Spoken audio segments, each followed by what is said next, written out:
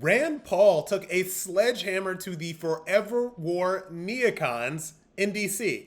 The Ukraine war has escalated far enough to see how bad things would become if we end up in a world where nuclear weapons are used. Allison believes that where we are now, both for Putin's Russia and for the Biden-led U.S. and the Western alliance, it's time to search for an off-ramp for all the parties. What is being done at the State Department to search for an off-ramp? Thank you, Senator. A few points. I mean, I can speak to the foreign policy implications. My belief is if we don't stand with Ukraine now, we'll be spending much more on defense in the future.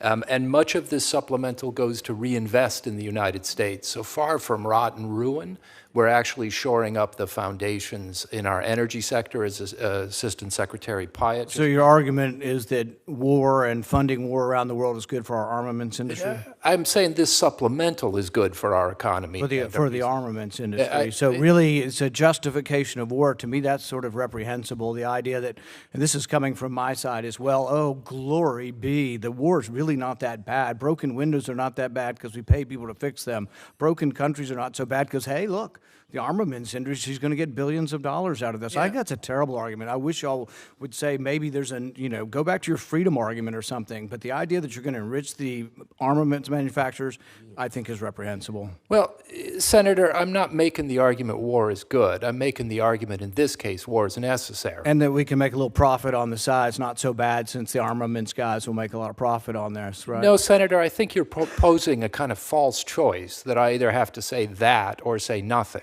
What I'm saying is that our economy rests on a foundation of innovation, and in this supplemental, we're investing in our energy sector, as you just heard. The money's borrowed. We're borrowing the money. We don't have it. We don't have a pot of money. So what you're arguing is, in essence, that we borrow the money from China, we send it to Ukraine, Ukraine sends it back to buy arms from us, and that's a win-win. How do we win when we're borrowing money to pay people? See, this is this sort of false sort of argument that, oh, well, look, we'll create 5 jobs for every dollar we spend, but we're borrowing the money.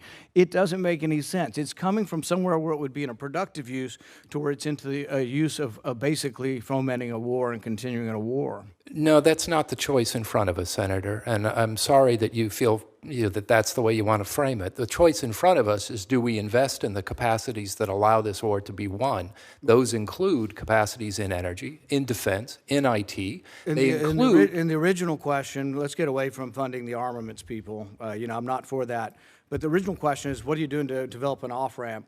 When I listen to your presentations, it sounds like the Department of War. I don't hear the Department of Diplomacy in front of me. Where are the diplomats? Is anybody talking about negotiation? Yeah. Do you really believe that that Ukraine's going to push Russia out of Ukraine? They're going to push them out of Crimea, push them out of the east, and that Zelensky's position, we will not negotiate till they're gone from Ukraine, is viable? So to give you some context as to exactly what is going on here, Senator Rand Paul is asking what is a very valid question to most people who have seen the federal government basically print out money to send over to the Ukraine to the tune of $100 billion in this war that has been going on for 2 years at this point, by the way. And if you do not realize that the war in Ukraine has been going on for 2 years, it has been. I remember talking about this literally 2 years ago, and it's become one of these, just yet another forever war that DC wants to continue. They want you to continue with your taxpayer dollars to fund a blank check so that this money can go God knows where. And what Rand Paul is doing is he's saying, we need to talk about this. Is there an off-ramp? Do we just want to continue to print out and send money over there forever? Does anybody know where any of this money is going? Is anybody taking any kind of accountability as to whether this money is going where it's supposed to go? No, they're not. You just have this welfare queen Zelensky that's running all over the globe asking for an endless amount of money from places like America and other places. But of course, we bear the brunt of this. And so this is what happens when you have the war hawks from the left in control. This is what happened. Endless war, forever war, blank checks to the Ukraine. And thank God, at least there's one person in DC that is willing to point this out.